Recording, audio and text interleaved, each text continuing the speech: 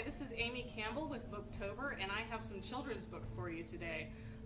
So I've been doing story time for about 5 years, and these are books that have worked well for me. I do story time for about 80 plus kids per session.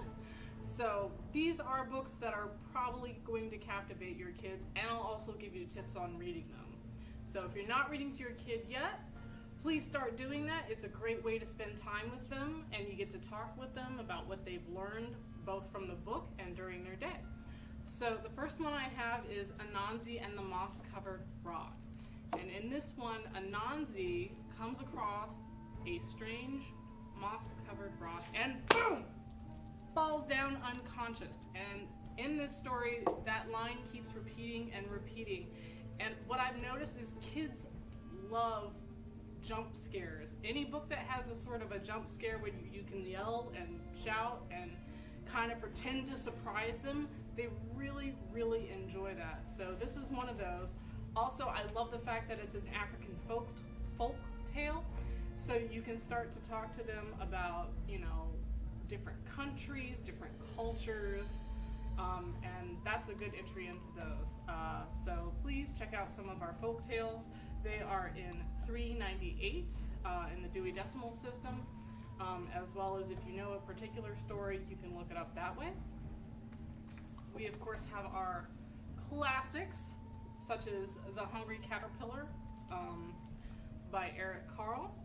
And I like to ask them, what food is this? So for instance, you open up the book and you say, and then the hungry caterpillar ate 3, and they'll shout out the answer. So books like that, that's a great way to read those. I really like this one, especially right now. This is Yesterday I Had the Blues. It is actually a poem. It's a non-rhyming poem, which I'm not a fan of rhyming books, although sometimes they work better than others. But I really like this one. It's got a natural cadence to it. When you read it, you want to read it as a poem. And this one actually talks about feelings. So right now that's important. It's a good way to sort of check in with your child, and it does associate feelings with colors. So mama has the reds, daddy has the greens, that kind of thing. So you can ask your child, so what color are you feeling today? And then you can ask them to sort of explain that a little bit more. It's like, okay, well, you feel blue, but what kind of blue is it? Is it a warm blue? Is it a cool blue? Is it a sad blue? So I really like that one. So anything by Mo Willems is a great book. It's just got like a really upbeat, quick-paced, manic sort of energy to it, and kids feed off of that. They really like it. This one is Should I Share My Ice Cream? And I like this one because it presents a problem of, okay, so you have ice cream and you have a friend and you want to share your ice cream, but your friend isn't there right this minute to enjoy it. So do you eat the ice cream or do you wait for your friend? Because as we all know, ice cream isn't going to last forever. So what's your decision? So decision making, this is a good one for that.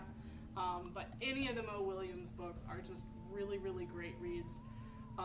They seem long, so this is sort of a bridge into like longer books, but the actual dialogue is very short. It's almost like a comic book, which, by the way, let your kids read comic books if they like them. That's my official position. All right, and lastly, although I have a whole list of books I love, I really like this one. It's not complicated. This is not a box. In the lines of Very Hungry Caterpillar, you can ask them what they think the box is.